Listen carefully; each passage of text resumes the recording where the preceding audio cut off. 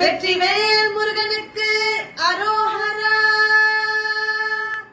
அகரமும் ஆகி அதிபனும் ஆகி அதிகமும் ஆகி அகமாகி அயனனவாகி அதிகனவாகி அரணனவாகி அவர் மேலாம் இகரமும் ஆகி எவைகளும் ஆகி இனிமையும் ஆகி வருவோனே.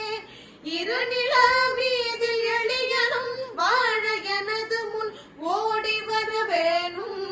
மகவதியாகி மருகுவளாரி மகிழ்களில் கூறும்படி போனே.